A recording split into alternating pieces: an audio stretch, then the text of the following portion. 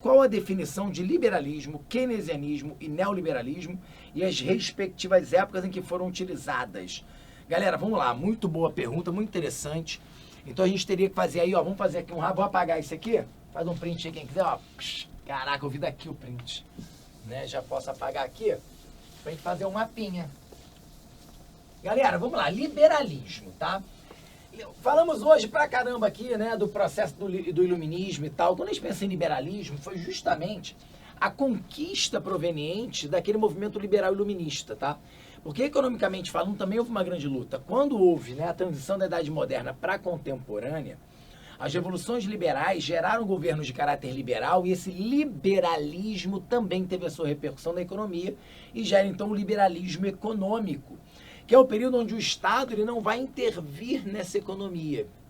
Então a gente vai pegar basicamente nessa linha do tempo, tá? A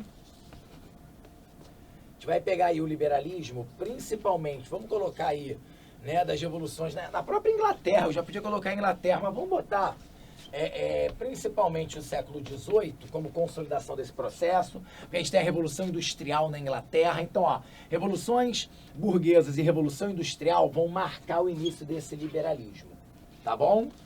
E aí, claro, que aí a Revolução Industrial, aquela sociedade de fomento industrial, um Estado que estimula o que é livre iniciativa, o livre desenvolvimento, né? Então é um Estado que não vai investir diretamente na economia, um Estado que não vai ter, você não tem empresas estatais nessa época, né? Então fica todo o processo nas mãos da iniciativa privada, um Estado liberal. E não vai promover intervenções, tá?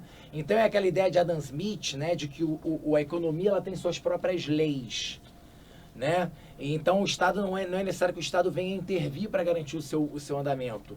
Então a principal lei que vai reger esse mercado é a lei de oferta e procura, lembra disso? Então quando tem uma procura muito grande, tende-se a ofertar mais, então a mão invisível leva e destina investimentos para aquele setor. Quando fica sobrecarregado, que ele fica, né, já demasiado, né, aquele setor, já se produz demais, então já não tem tanta procura para aquela oferta, então a mão invisível vai lá e desloca investimentos para outra região. Então o Estado tem sua mão, a economia tem sua mão invisível, suas próprias leis, e o Estado não precisa intervir. Então isso vai vigorar até o quê, gente? Até, posso botar até a data aqui, né? 1929. Então a gente tem o século XVIII, século XIX, início do século XX, onde esse liberalismo ele vai vigorar. Tá? E aí, em 1929, a crise da década de 20, a quebra da Bolsa de 29, vai levar pra gente uma década de 30, aí vem década de 30, 40, 50, 60, até a década de 80, nós podemos falar aqui do modelo keynesianismo. Que é o quê? A falência desse modelo liberal. Quando você vê que as economias não conseguiram sozinhas, sem a intervenção do Estado, né, garantir um processo de crescimento e desenvolvimento permanente. Tá? Então você tem aqui o modelo keynesiano, que é a ideia o quê? De welfare state. Né? Então, welfare state, ou a política de bem-estar social, onde o Estado vai intervir. Agora é um Estado interventor, é um Estado empreendedor. Então eu tenho obras públicas, eu tenho leis criadas pelo Estado, eu tenho uma legislação trabalhista que protege o trabalhador e garante mercado consumidor. Porque tem isso também, né? Que a lei trabalhista ela também acaba gerando mercado consumidor. A partir do momento que ela garante um salário mínimo, garante uma remuneração mais adequada, você está gerando mercado consumidor.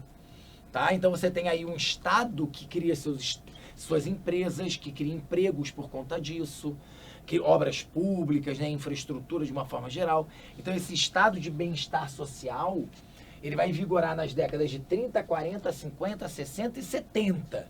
Caramba, né? E aí até que então na década de 80, né, tanto lá nos Estados Unidos com Ronald Reagan, como na Inglaterra com Margaret Thatcher, se inicia o movimento do o quê? Liberalismo. Quase não deu. O neoliberalismo. Tá? Que vigora até quando? Até os dias de hoje. Tá? Então, a partir da década de 80, nós temos o neoliberalismo. Aqui no Brasil, né, Fernando Collor de Mello, né, depois da ditadura militar, foi o nome desse neoliberalismo. Na verdade, pelo menos no projeto, na proposta de neoliberalismo. né? E Fernando Henrique Cardoso consolida esse projeto aqui de que, gente? Qual é a definição de neoliberalismo? Ora, aí é o momento que o Estado começa a se retirar. A ideia é que você não vai ter mais um Estado empreendedor, vai ser um Estado gestor. Então você inicia a ideia de um Estado mínimo. Um processo de privatização violento começa a acontecer. Então você vai desestatizando a economia, né? Desestatizando esse sistema. Então o Estado passa a vender tudo, entregar tudo na mão da iniciativa privada. Ele passa a ser um Estado gestor. A diferença do neoliberalismo clássico é que esse Estado ele ainda participa, ele ainda faz as suas intervenções, mas ele é mais pontual.